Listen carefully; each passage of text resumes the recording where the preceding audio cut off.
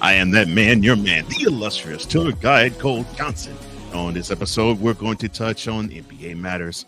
We're going to touch on little NFL matters. We're going to, of course, touch on the All-Star game, which took place last night in Seattle, and other things as well. Right now, let's go to the headlines.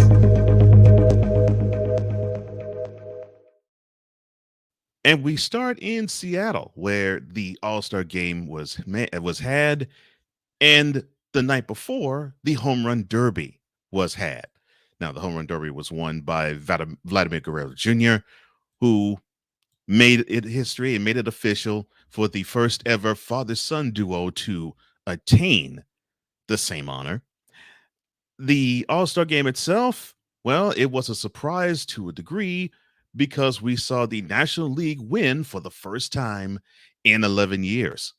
Thanks to the Rockies catcher Elias Diaz, who started his first All-Star game. He gave us a 2-run blast at the top of the 8th inning to complete matters for the whole game and for the National League, and they won it 3-2. Now, no one even imagined the 32-year-old catcher of the Rockies would be even playing in that game, let alone overshadowing all of the festivities and getting the honor of being the MVP of the midseason classic. Well, congratulations to you, Mr. Diaz. Uh, you did something that has not been done in more than a decade. You put the National League on top, and we'll see if that is just a one-off or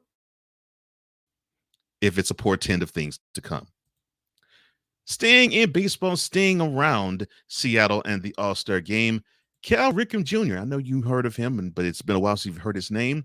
Well, he reflected on when the game was last held at Safeco Field, T-Mobile Park. That was 2001. Gosh, 22 years ago. Wow. And during that momentous occasion, you had Alex Rodriguez, who was the shortstop at the time, who was selected as a shortstop in the American League. He was 25 at the time. Cal Ripken was on his way out the door at age 40.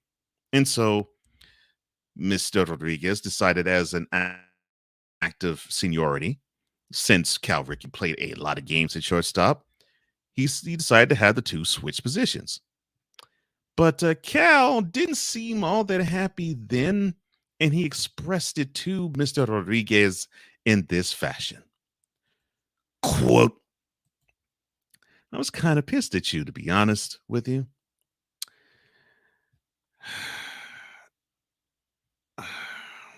I just really was miffed about the move. Close quote. It was said in a way that you would think it's a joking thing, but I just get the feeling it wasn't. Well, during the game, Chan Ho Park received a dinger off of Ripken's bat, which earned him MVP honors, talking about Cal Ripken Jr., in the AL's 4-1 victory back then over the NL. Well, even when he does nice things, A-Rod still gets the shaft. I would say I'm disappointed. I ain't. Turning the matters over on the tennis court, well, somewhat. The tennis player who was on an extended hiatus, Naomi Osaka, she gave birth to a baby daughter. Now, the 4-time Grand Slam singles champion now is a mom for the first time. And with her boyfriend, rapper Cordae, they recently welcomed the birth of their daughter. The name has not been released. But what we know, thanks to People, mother and daughter are doing well. Now, the pair first revealed in January that they were expecting a baby, and then last month, Osaka announced that she was going to have a girl with another series of photos on Instagram of a baby baby shower. The former #1 ranked tennis player in the world hasn't competitively played since the Pan Pacific Open in Tokyo last year. However, she is planning to return to action in time for next year's Australian Open, a tournament she has won twice, and a tournament that I think she feels as though she can win again. That will take place mid to late January. So she has at least 6 months to work off all of what she's had to endure of the pregnancy and get back to being possibly the number one tennis player in the world again. Netflix has a series focused on quarterbacks. Well, actually, the title of it is Quarterback. Now, they're going deep into the lives of three NFL quarterbacks, taking an in-depth look at what it takes to play perhaps the hardest position in all of sports. An 8-part docuseries called Quarterback. It premieres today, and it follows today or July 12th if you're watching this on replay. And it follows the 2022 seasons of Kirk Cousins, Marcus Mariota, and Patrick Mahomes. Now, of course, we know Mahomes plays for the Chiefs, Cousins for the Vikings, and Mariota last year for the Falcons. The docuseries was produced in conjunction with NFL Films and Omaha Productions. Of course, yes, Omaha in reference to Peyton Manning. That's his production company's name. Peyton also is listed as an executive producer on the project. Now, along with Netflix, Peyton himself gave an idea of what viewers could expect in an interview when people talked about it. Well, he talked about it as well. Quote, are they hanging out? Are they playing golf? Are they in the weight room and watching film and grinding for the next game? Which is the answer, by the way, not to give it away, because there is no golf during the season. Close quote. Well, of course, there's no golf during the season.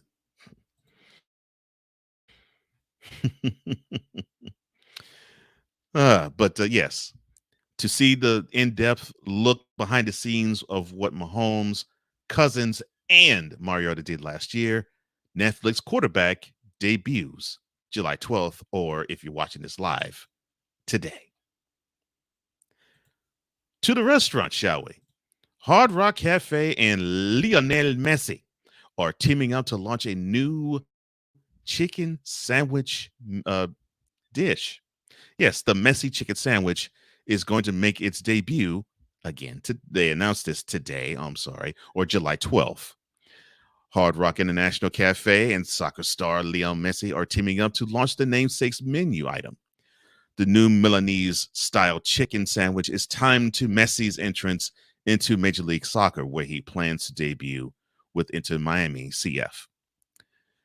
Now, Mr. Messi said in a release statement the following, quote, I'm thrilled to bring the flavor of my home country to the world with the launch of my very own chicken sandwich, inspired by one of my favorite dishes, the Milanesa. Close quote. Now, the Italian is fond of that cuisine, and he, I guess, might be fond of America because it looks like he's taken to it pretty well. The sandwich is available starting today if you're watching this live, or Wednesday if you're watching on replay, or July 12th if you're watching on replay from further times, at participating Hard Rock Cafe locations and Hard Rock hotels and casinos via in-room dining. And the restaurant is extremely excited and honored to partner with someone who they believe embodies the spirit of being a champion. Well, good luck to the parties involved. I might have to try that myself, as there is a Hard Rock Cafe downtown. And finally, Major League Baseball players, they seem to love the pitch clock, but they want this one little tweak. And what is that tweak? Well, they want baseball to be open to considering the possibility of adding a few seconds to the pitch clock in the postseason. However, the commissioner of the game, Rob Manfred, says that he prefers to keep the rules as is. And he went onward to say the following, quote, we don't want a postseason game decided by a rules violation, and I understand it's a possibility. In terms of doing something for the postseason, we're going to continue to talk to the players. I think you ought to play the postseason the way you play the regular season. There's exceptions. I'm open-minded on that topic, but I prefer to keep the same rules in the regular season and the postseason. Close quote. Well, we prefer for you to be out of the game, Mr. Manfred. However, the fans don't get to decide of you sitting in the commissioner's seat, do we? And that concludes this week's headlines.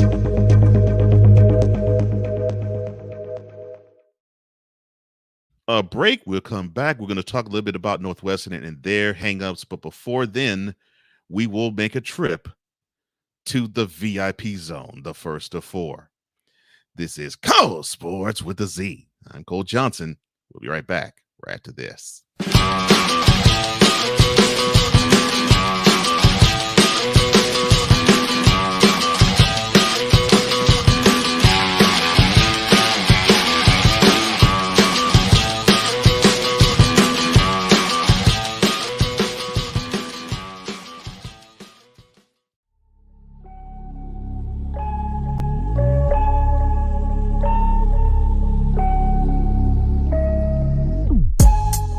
You have to learn to live with yourself before you can make a commitment of yourself to someone else. When you go to something that's already structured, like the church, I don't need to go in there thinking I'm the pastor. It's like already one set up, you know what I'm saying? It just had everything, but I learned, you know what I'm saying? Everything I did, I learned from. So we look forward to seeing you same time, same place. Know that we love you, God loves you more. Continue to stay safe, do the right thing, stay out of trouble. Conversation that informs a community. Brothers of Legacy. Every weekday morning at 9 a.m. Eastern.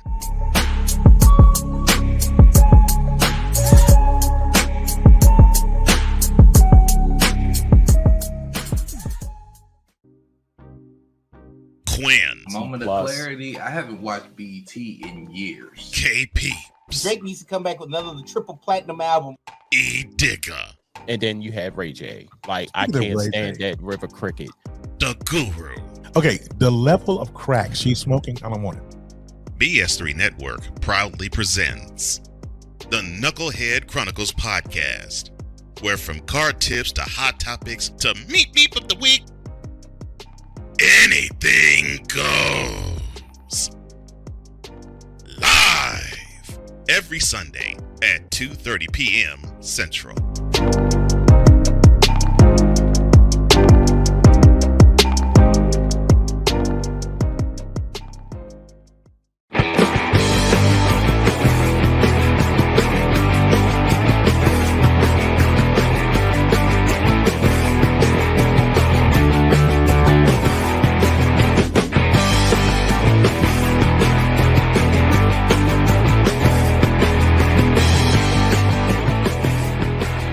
Welcome back, Cole Johnson, Cole Sportz, and Northwestern. We'll talk about them in a little bit, but I have to visit the people that matter the most. So we're going to venture into the VIP zone, where if you do give me a comment that is witty, exciting, or funny, or hilarious, it will be a chapter on this particular episode. And you get 4 opportunities to do it, because we just do it like that. Victor Locke, or VLock83, he says, "Oh yeah, this was the pickup I needed to get me through this day at the office. A weekly dose of Cole Sportz." Cole Sportz, says Cool McCain of the Eagles Elite podcast and the Playmaker Sports Productions crew. Glad that you're aboard, my brother. And I'm looking forward to what you actually have on tonight. Tune in to his Eagles Elite podcast. That's tonight, 8:30 Eastern, 7:30 Central. I'm sure you'll enjoy it. He not only is a fan, but he's a great analyst of the game itself. Seg Diggy, coming all the way from Norway, says congratulations to Miss Osaka. He also says, will Kirk Cousins be wearing heavy chains like 2 Chainz in any scene in the documentary? If I'm not mistaken, that did happen last year, so we might catch it. And he gives me a correction because, well, sick as he is a soccer aficionado. He says, look, by the way, Cole, Lionel Messi is Argentinian and holds a Spaniard citizenship.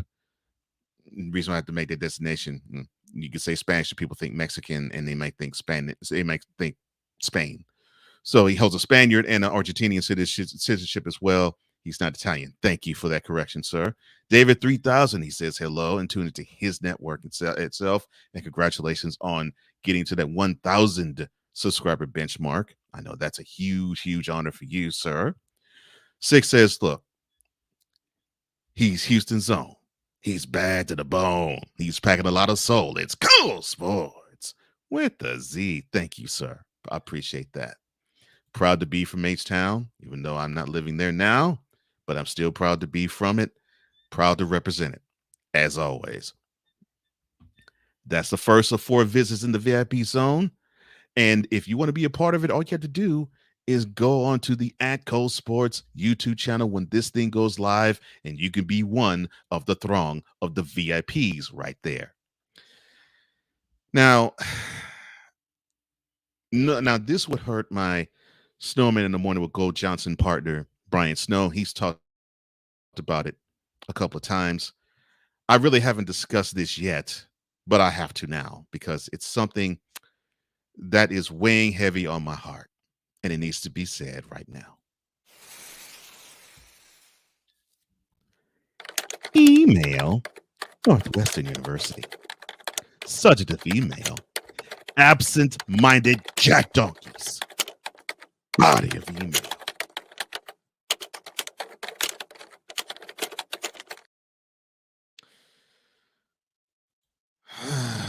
okay.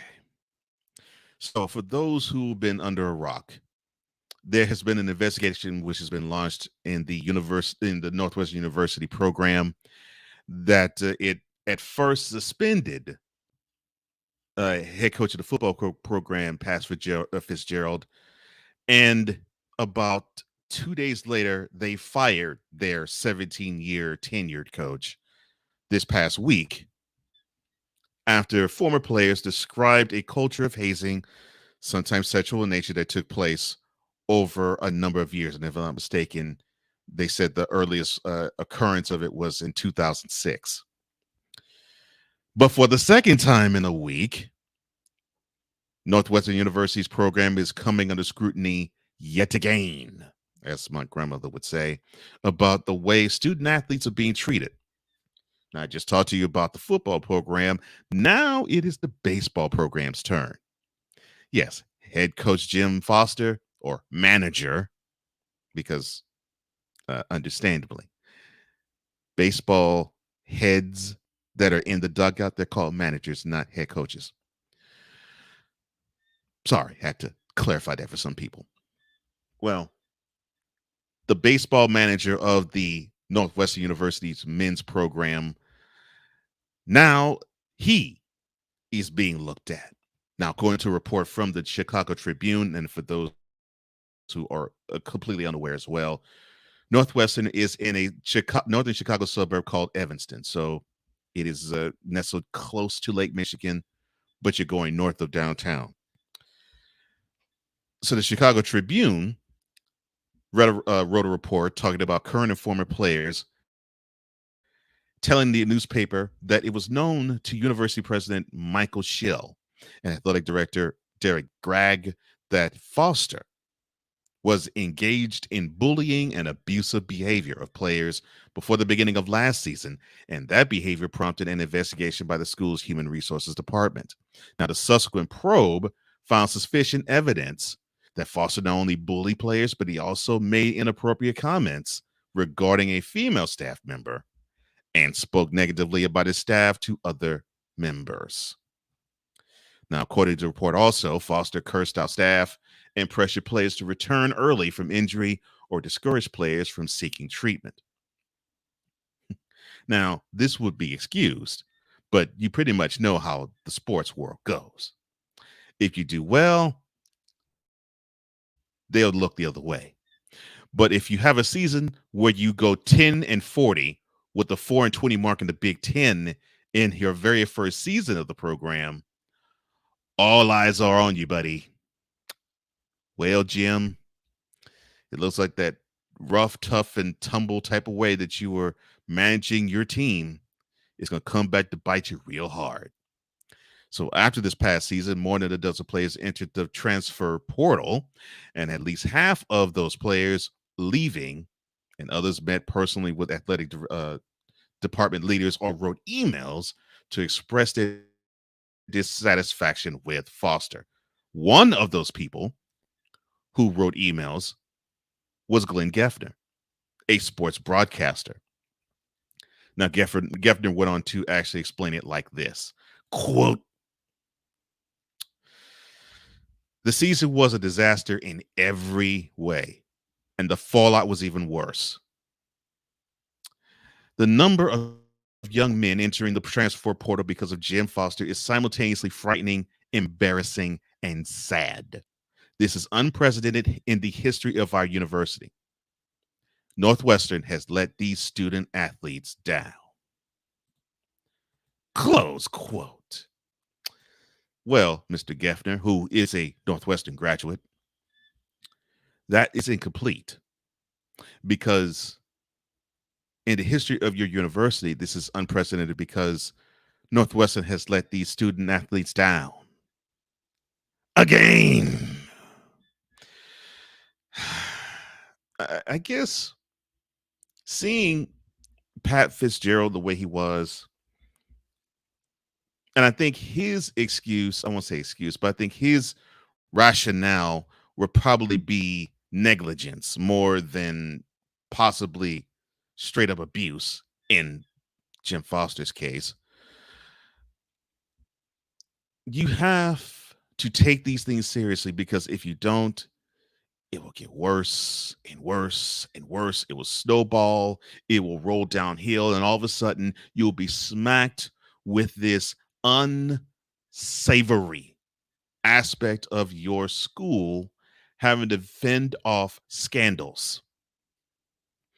And a school that is not really known for being a power in sports, but you're more well known for being a brainiac school or a scholastic type school, or a school that fancies itself to be on par with a Stanford or Duke or Hartford, or or Harvard or Yale or Vanderbilt.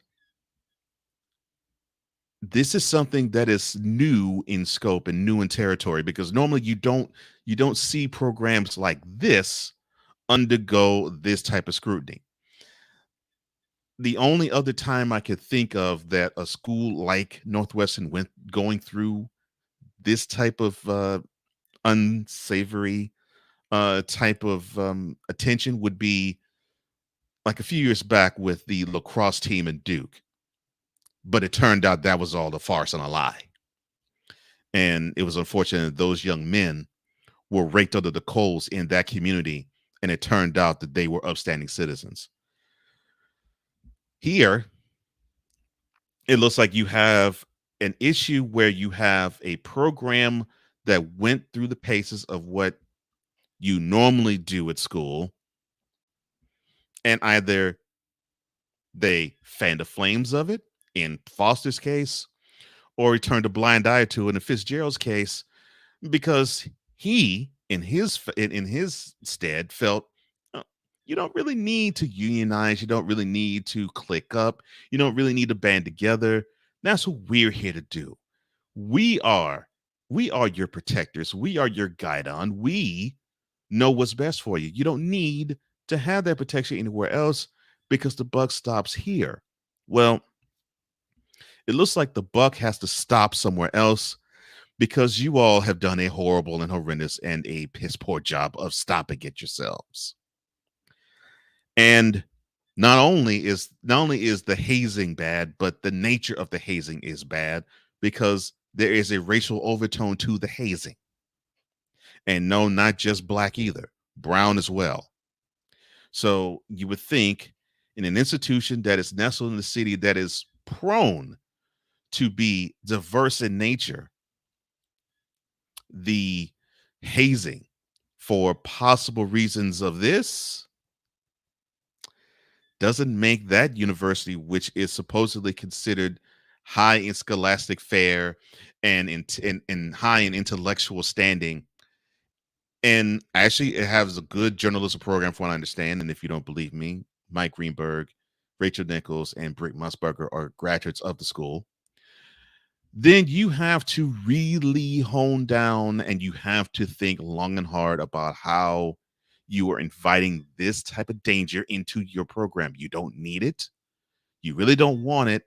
And now I think what you have understood, since you're having a little bit of success and a little bit of notoriety because of the 2 Big Ten West championships in football that Northwestern has won, and the 2 Big Ten championship appearances in said Big Ten championship games that you've had, the extra attention has been nice. And when I understand you are in the mode, or at least in the beginning stages of rebuilding or building a football stadium. So this was supposed to be good times ahead for Northwestern, and this was supposed to be the foundation for where this building block was going to be built to where a possible powerhouse can be made for a school that is considered an intellectual one. But for a school that has a lot of intellect or claims to team with it, it looks like what we have understood is that even though you think you're smart, your university, with 2 of its leaders in their programs, have done stupid things to wreck your reputation. Shame, shame, shame on you, Northwestern. You should know better than that.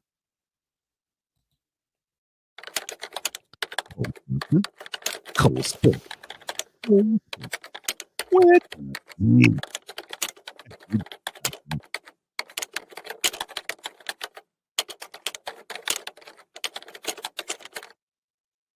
From the vault is next, and after that, the Doubt of the Week. You're listening to the classiest sports show on the planet. Cole Sportz!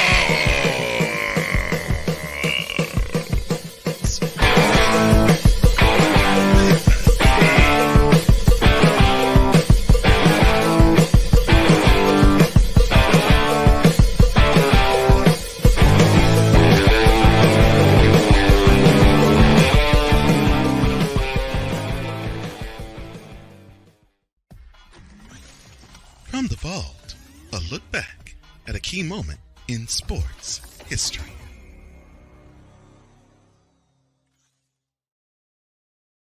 July 12th, 1979. Now, it was a bad time for the Chicago White Sox because they were looking for any way possible to bring people into the stands.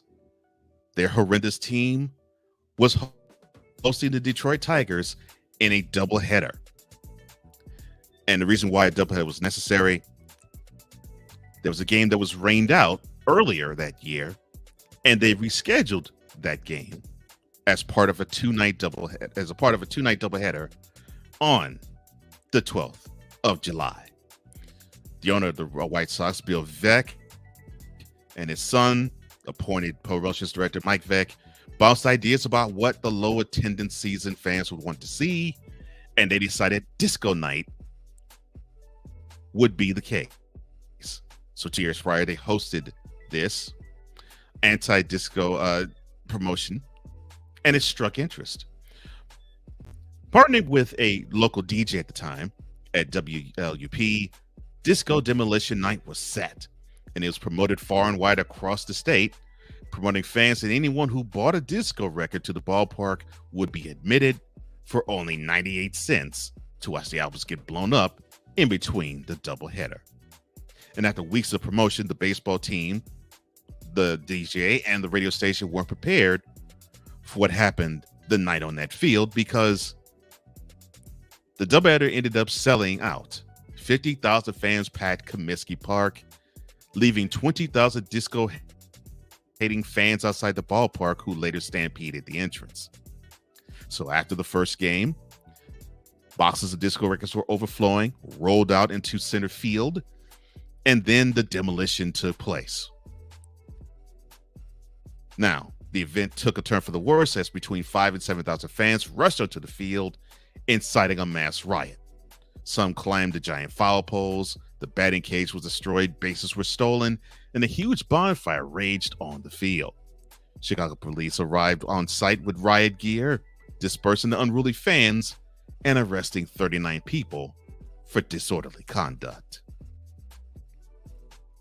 Comiskey Park decided to destroy disco records on this date in 1979.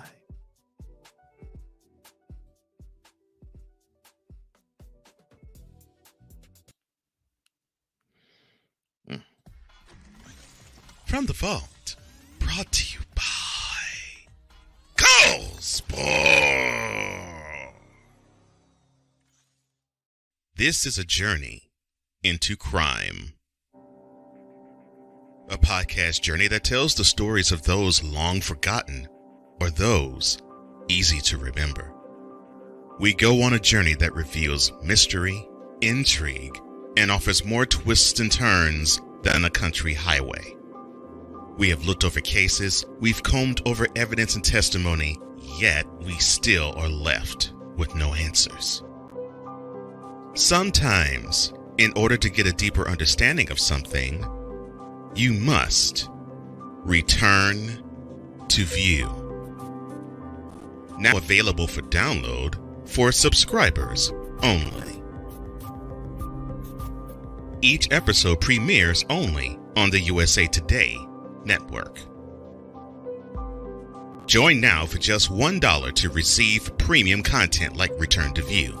That's $1 to become a subscriber and a Return to View loyal listener. Alicia. You can't hold somebody to that standard if you haven't voiced what you want and what you're needing from that. Mika. If you're not communicating expectations, you're waiting for your feelings to be hurt. Nicole. A lot of people don't want to take the time out to be alone and to get themselves together. Ivan. You got to be willing to work through stuff. And from the jump street, y'all done had problems. Maybe you don't need to be working through those. BS3 Network proudly presents Queen 3 and King podcast. Live every Tuesday at 7 p.m. Central.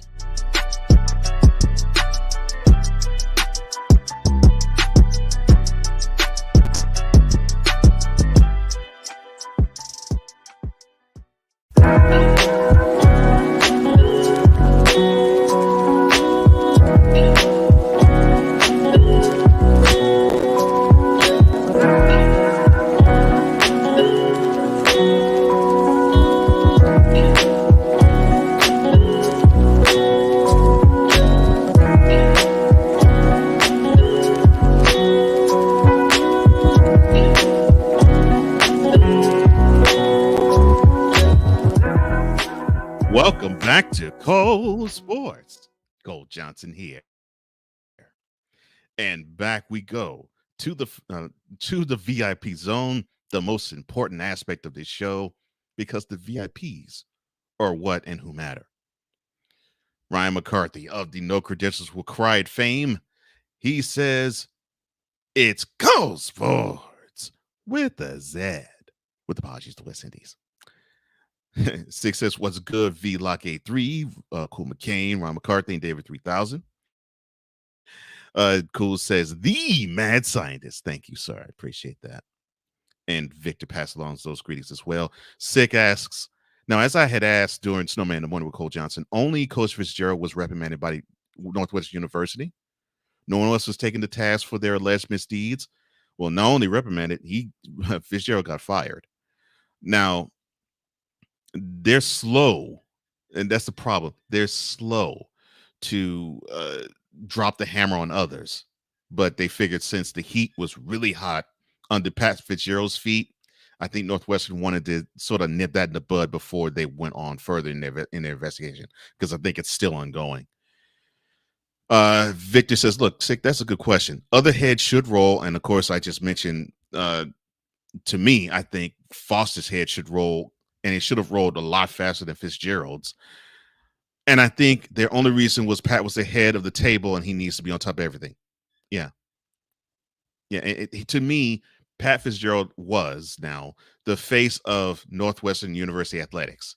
And so even though he might not be the athletic dean of athletics to Northwestern, whenever you think of the program, you thought of him first.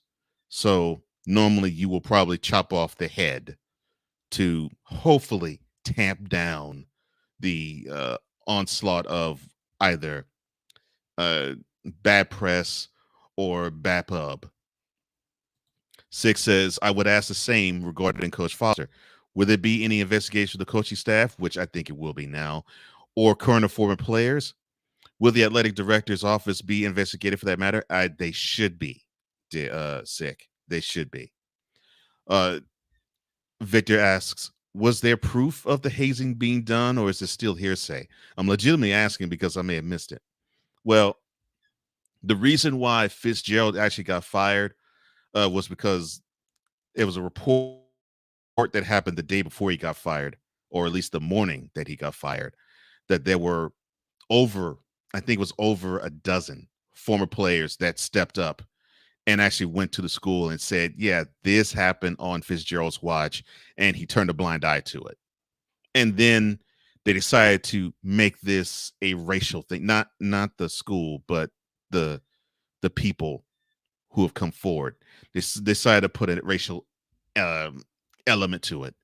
And so they figured they had to move fast, and that's what happened. He says, it sounds more like they tried to destroy our reputation on this date in 1979. Well, if this was the right form, I would go more into it, because I do have my thoughts about the Disco Demolition Derby. And I actually did a video one time about a few years ago. But yeah, I would love to discuss that further. Six says, were these mostly finals or 45s? They were vinyls. LPs, straight up. He says, I'm looking for a few articles. He says, regarding Disco Demolition Night at Comiskey Park, did they also destroy 8-track tapes? No, it was just LPs. And Cool says, the Barry White of Sports Talk at Cole Johnson. Thank you, sir. Oh, man. Six says, so Cool, what does that make Snowman? Isaac Hayes? If so, he's one bad mother. Shut your mouth. And also, and I think Cool would agree with me on this, and I think you would agree with me on this too, Victor, about Disco Demolition Night. And I'll just say this and just move on. A lot of those records weren't disco. No, you saw a lot of R&B records get destroyed. Yeah. But that's never talked about. And I know that happened 44 years ago. But the truth is the truth. And you know me, I'm not afraid to speak on it. And when you look at the footage of the 50,000 who crashed that party, what did they look like? I'll leave it there. And this is why I love the VIPs, because they have minds of their own and they're intellectual, and they stimulate me to make sure that I'm on top of my game, and I love them for it. Now, from those who are on top of the game to those who aren't, here is the next Dote of the Week.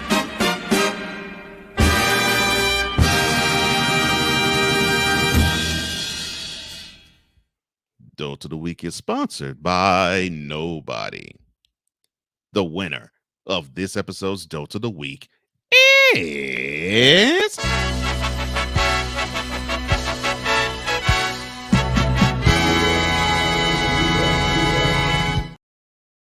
none other than the National Basketball Association. And why are they put in the hot seat? I am so glad you asked. Well, starting this week, and they did it so quietly, we now in the NBA have an in-season tournament.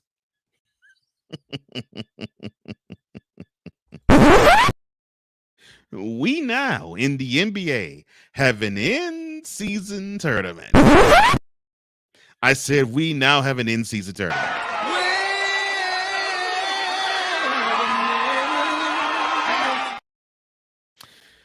Yes, not during the preseason, not after the playoffs, not the summer league. No. We now have an NBA sanctioned in-season tournament. I'm excited just like you are.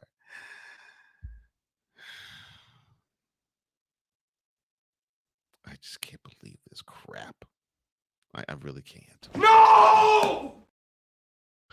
All right, so this is how it works. They tip off on the 3rd of November. It culminates with a championship game on December the 9th. Now, the inaugural in-season tournament will tip off then, and it will take place at T-Mobile Arena in Las Vegas. And so it will consist of 2 stages, group play and knockout rounds, basically sort of like Olympic and international tournament style. And all 30 teams have been randomly drawn into 5 groups within their conference based on won-loss records from this past season.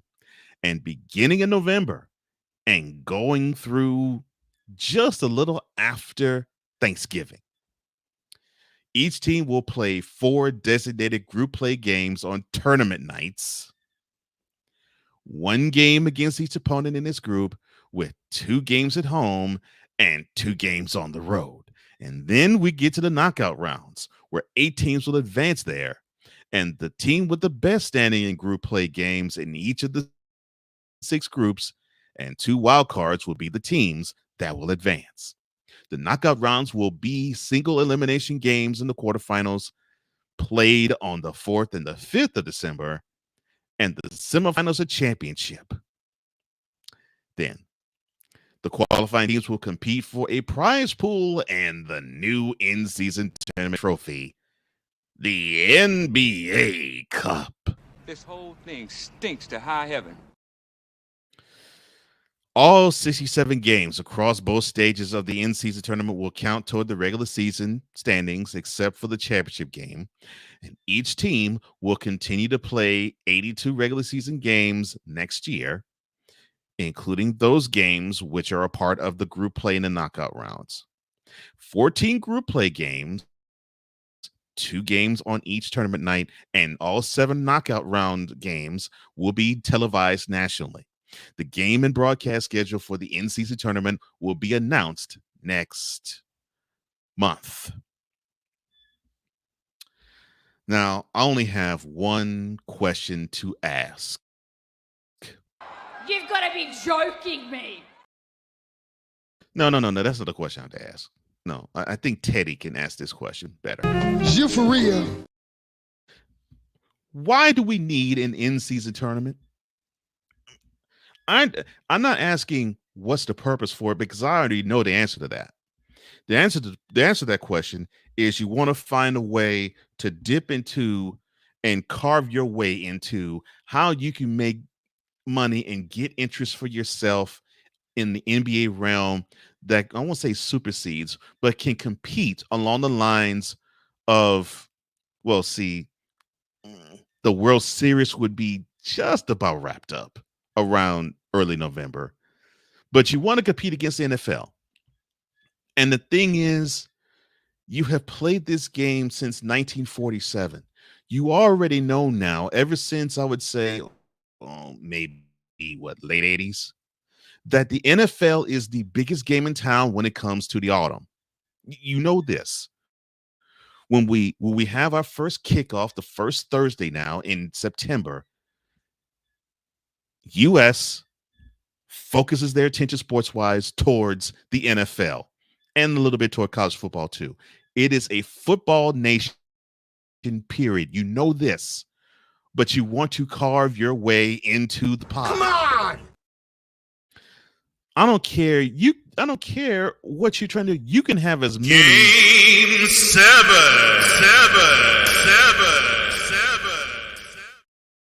scenarios to your heart's content, but the thing is, this tournament doesn't mean a thing. So the team that wins it, what did they get? Do they get an automatic number 1 seed? No! Do they get a higher seed standing? No! Do they, I don't know, do they get a bye into another round in the playoffs? Or if they happen to have a subpar season, do they get a bye in the play-in round and they just automatically qualify for playoffs because they have the NBA Cup? No! So this basically means the tournament is absolutely nothing. Okay, I got it. Yes! That makes sense to me now. So this is all about money. This is all about a money grab, and it's all about getting attention to your league in a time when it is difficult to do so because the NFL rules all the way until you hold your All-Star weekend. Am I close? Yes. That's what I thought. And because you have to do this 1 month long or 5 week long in-season tournament just to make your sport relevant in a place and a time and an area where we're all about football.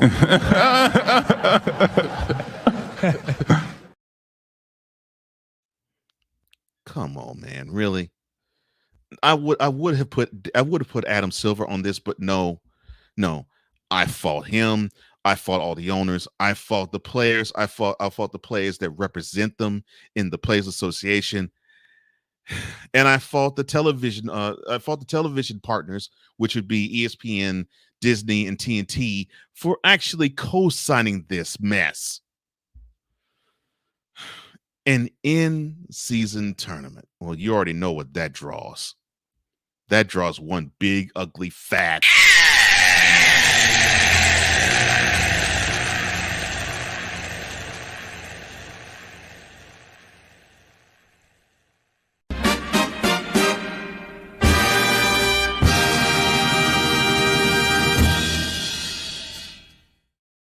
One more break, and when we come back, there is the Jets, there's HBO, and HBO might be green with envy. No, I don't think so. We'll be right back. This is Cole Sportz with a Z. Right back.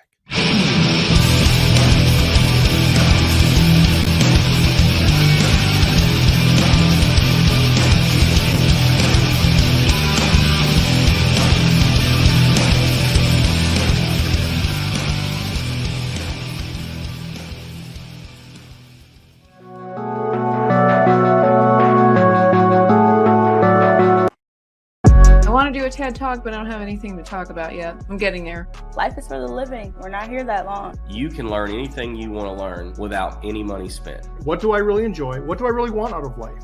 I am your host, WIZE. Are you in a life holding pattern? Well, this is for you. Welcome to the Stuck in My Mind podcast.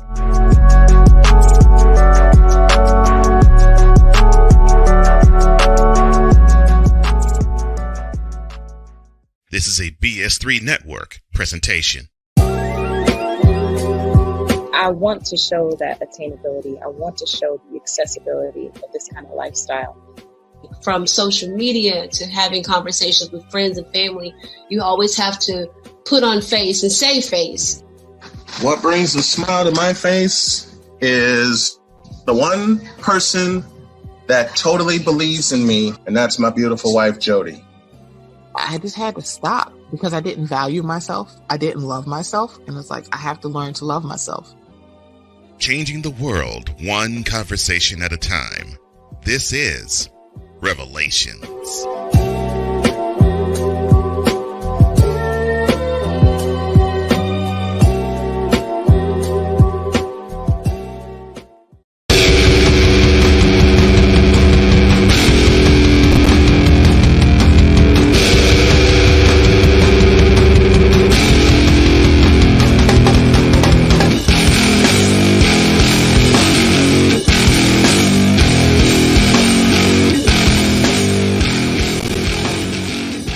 Coming up on the next week's installment of Cole Sportz, we will dive a little bit headlong into the NFL beginning their training camp season. Yes, football is almost here.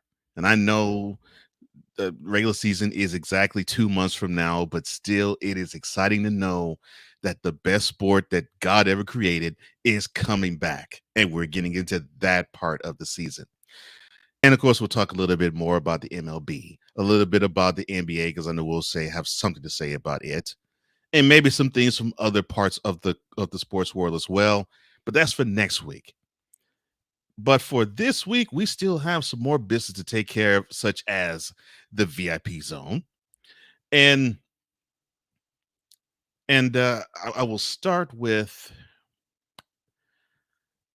Let me see. I will start with Sick, who he says, look, I'm sure Lenny Williams had a few of his copies of albums destroyed that night at Comiskey Park. Oh, yeah. Him, Isaac Hayes, Dionne Warwick, Earth, Wind and Fire, Commodores. Oh, I'm sure many of them were destroyed. Barry White, as Cool mentioned, I'm sure many of them were destroyed and were mistakenly considered disco. And Vlog says, yes, I agree, sir. And he should know, for those who don't know, Victor actually is a Chicago native. So I know he's heard many stories about that night. Probably has read a few things about it as well. And his comments beforehand lets me know that he's on the same page and say wavelength as I am. And about the Northwestern thing, he says, "Oh, okay, so this is a gross oversight on the part of Pat. Unfortunately, man, it is leaning in that direction. It looks like it's becoming more and more an oversight of Pat Fitzgerald turning a blind eye to something that he should not have. It's looking more and more like that." Ryan McCarthy says, "Dolt of the Week is brought to you by Stupid University. Stupid University, where everyone is left back." Antonio Brownie do Ramos Emeritus. And now, Victor Locke says, Stupid University presents Dolt of the Week. Six says, in association with Me Fight Me fraternity. And when I unveiled the Dolt of the Week and the reasons to why, Victor says, I'm sorry, what? Or what? Better yet, Stone Cold. What? Yeah. When I read that the first time, man, that's exactly how I said it. Just like Stone Cold. Six says, an in-season tournament is the NBA trying to emulate the EuroLeague, and I think that's what they're trying to do. I think they're emulating that because I know, and you would know this better than I do, Sick. I know this. I know there's many soccer leagues in Europe that has a mid-season tournament, but I forget what type of awards other than cups the winning team receives. To answer your question, Victor, what championship this is for? It's just for a doggone cup. There isn't any type of specificity as to if they win, they get this also. You know, like if a team wins the NBA Finals, they get the Larry O'Brien Trophy and they get the bragging rights of being the best team of that year in the league. They get the brag and say, well, hey, we were the best team in the tournament. That means absolutely nothing. Victor also goes on to say, the NBA Cup. Really? Riddick? Trash. Six says Teddy Pete. That's another artist that probably was wrecked in that disco demolition. He says Teddy P could always ask the question better than Billy Kay. Nothing against the Aussie lass, but Teddy was better with the sarcasm. Yes, I know. He also goes on to say this idea of an in-season tournament deserves a 21 trace salute. And Ryan obliges. Running? I'm Paul Trash. Six says the NBA needs to stay in its lane instead of competing with the NFL. Yes. Yes, sir. 1,000% Sick. Yes, I 100% agree with you. Victor says, 5 weeks? This nonsense will go on for 5 weeks? Yes! November 3rd to December the 5th. 5 weeks. Six says an in-season tournament is as dumb as a play-in series during the playoffs, which that now is a penned-in thing now, which was supposedly put in pencil, but now 4 years in, that's something that they're going to do from this point forward. What has happened to the NBA in these past few years? Oh, good Lord. Cool says the in-season tournament is trays.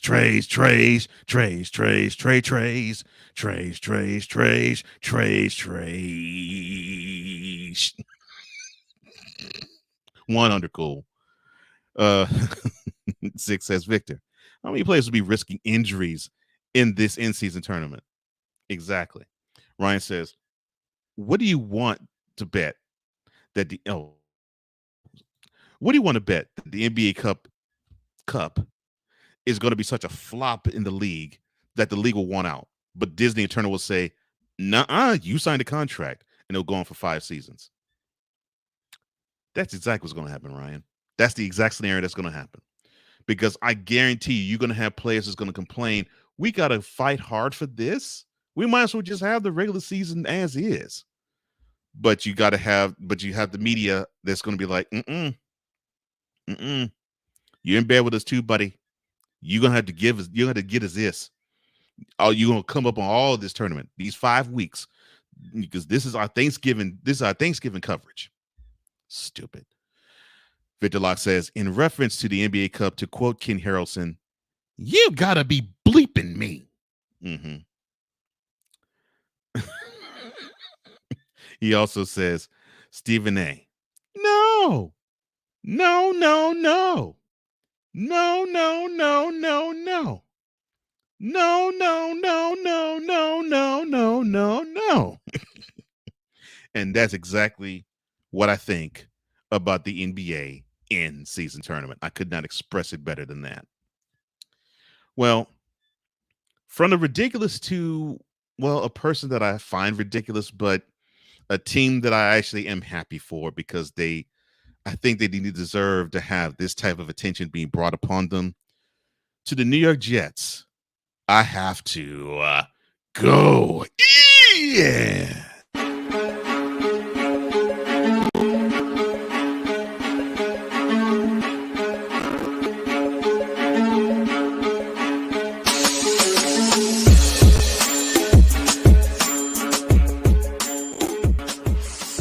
NFL fans will receive an inside look at the most intriguing training camp ahead of this season. And why?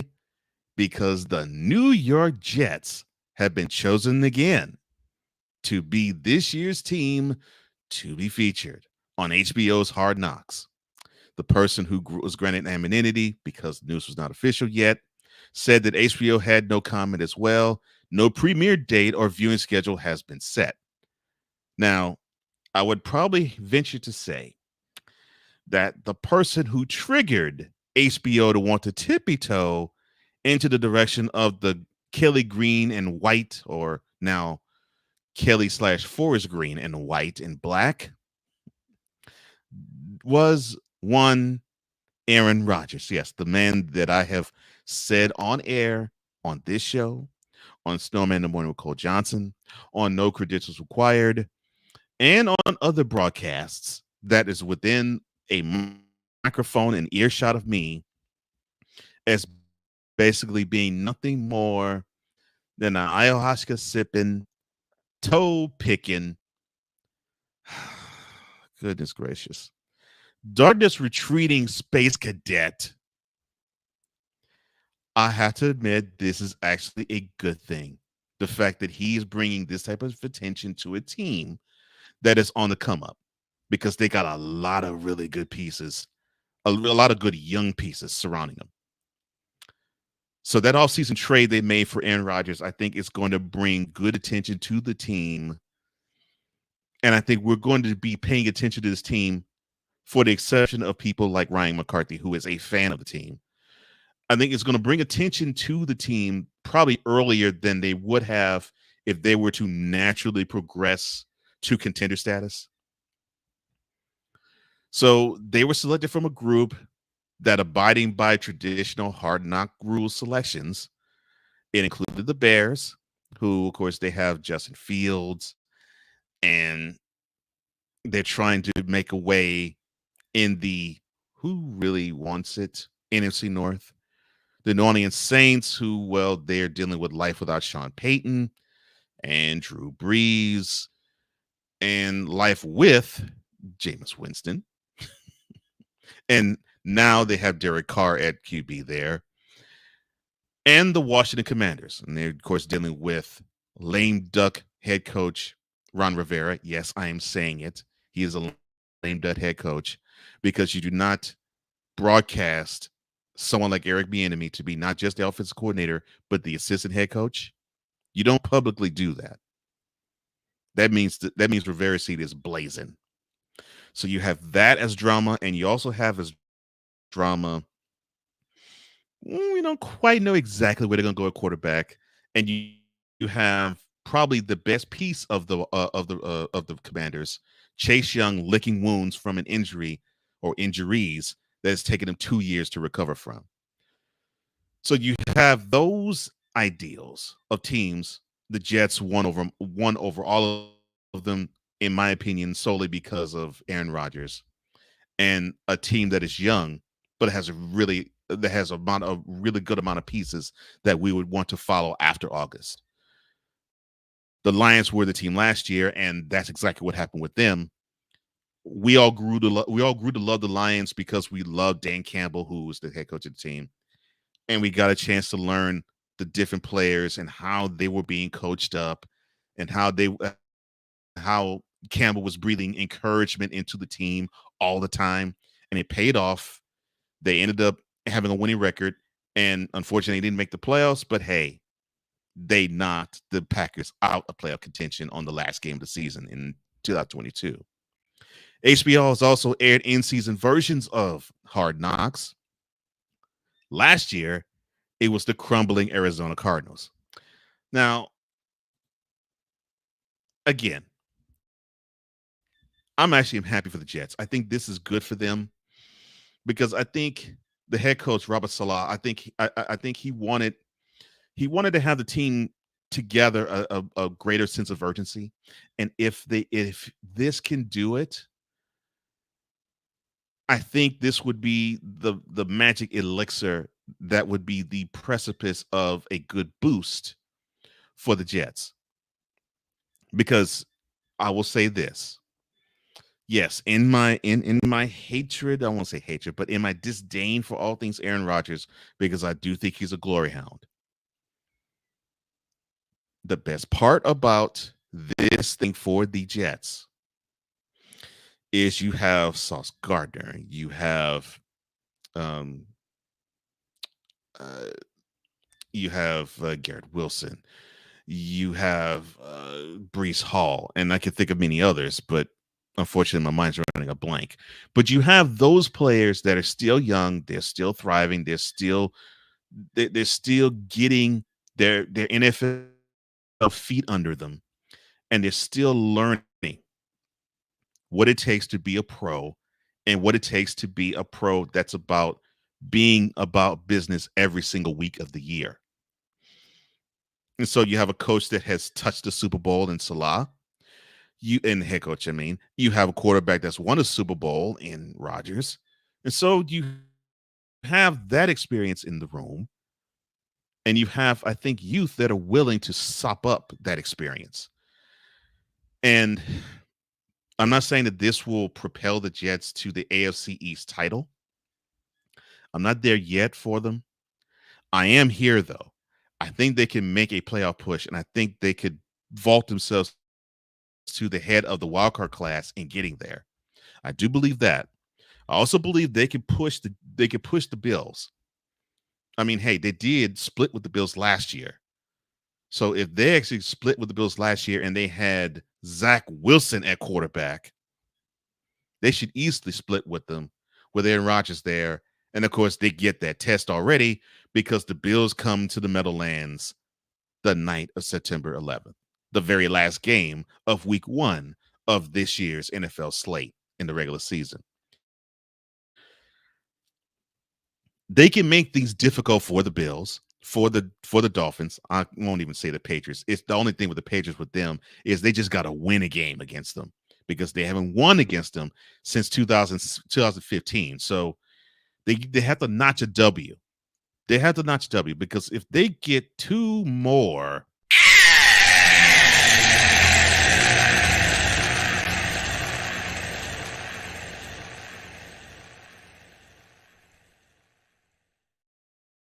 against the Patriots, the Jets might as well just say, forget it.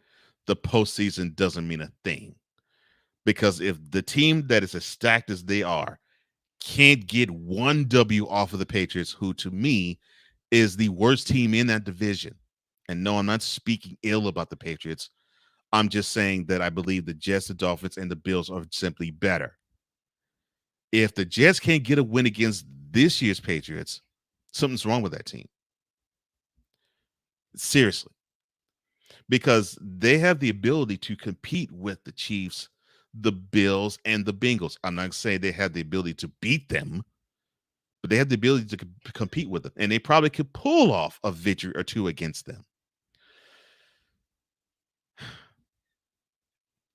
But the key to me is that defense has to become even more mature than it already is. It has to blossom into a better unit. And look, they have a really good way. They have a really good track record that they're building already. Quick, I'll throw a trivia question at you. What team scored 30 points against the Jets last year? Anybody? What team? What team scored 30 points against the Jets last year? See, the defense could build off of that. The Jets stand a really good chance of making a lot of trouble for many teams in the AFC. To me, it is dependent upon Breece Hall. His health, his coming back, his focal point being the reason why that engine of the Jets offense runs, because you make that potent, young, athletic Jets defense sit for long periods of time to where all they need to do is just salivate and hunt. That is, to me, the key, because you got to have Breece Hall protect the defense, and you got to have Breece Hall ultimately protect Aaron Rodgers. Because if either one of those things get dinged, that 7-10 season that the Jets had that finished last year, they may see 7-10 again this year. I'm not saying that I'm rooting for it. I'm just speaking facts. But if all units are healthy and everything clicks the way it's supposed to, 10 wins is not out of the question. 11 wins is not out of the question. But the days where this whole thing stinks to high heaven just very well may be over for the Jets. We'll see them live and in living color next month on HBO. And if you are Jets fans, be excited. If you're not, still be excited, because that's a really good team that's on the rise.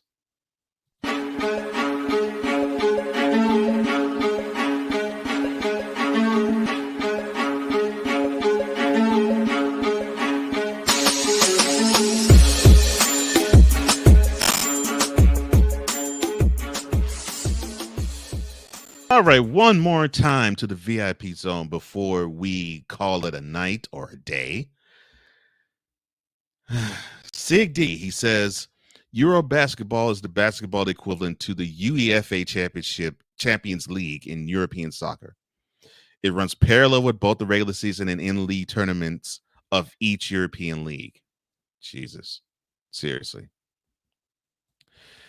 Ryan says, Ryan, as I mentioned in the Go In segment, he's a Jets fan. He says, look, the last time the Jets were featured in Hard Knocks, which was 2010, they went to the AFC Championship game. Not necessarily a bad omen. And in my opinion, except for the veteran leadership that 2010 squad had, to me, athletically, I think this team is better than the 2010 squad. But they don't have as many veterans, though. That's the only issue about 2023 squad that I have. He also goes on to say, one guy I'm hoping they profile is rookie Joe Tipman. He's a great prospect. Seems like he's got a fun personality for TV. Cool says, can we say load management? Yes, we can say load management. If I would be surprised if we see Aaron Rodgers play 3 quarters total this preseason. I don't see it. I don't see him playing that long. I mean not 3 quarters in a game. I don't see him playing 3 quarters in the whole preseason. And if he does, I'll be shocked. And to answer the question of which team scored 30 points against the Jets defense last year, Ryan correctly answered none of them. Exactly. 17 games, no team scored 30 points on them. And that to me, that's a badge of honor a Jets fan should hold on to. Because if that team loses, it will not be because of that defense. Victor says, who wants to go bet that Yo Kang will want to hoist the first ever NBA Cup? Ryan says, Victor, please don't put that thought into my head. I'm eating. Oh my gosh.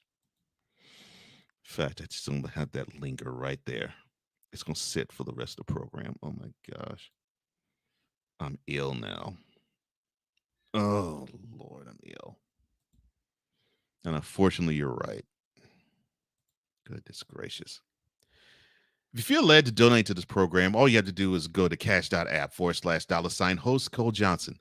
That's cash.app/$host Cole Johnson.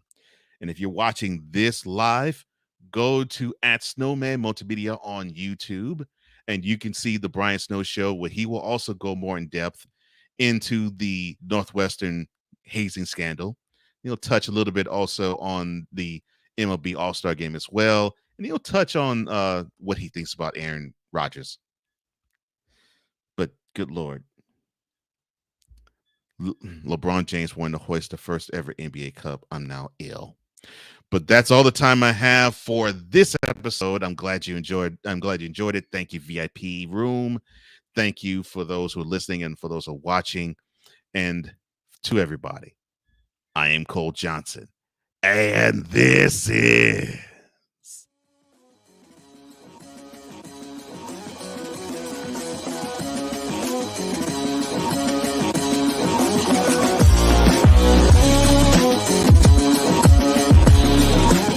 Thank you for tuning in to Cole Sportz. To download this episode, go to Spreaker and type Cole Sportz with a Z. For apparel, go to Spring and type Cole Sportz VIP Boutique.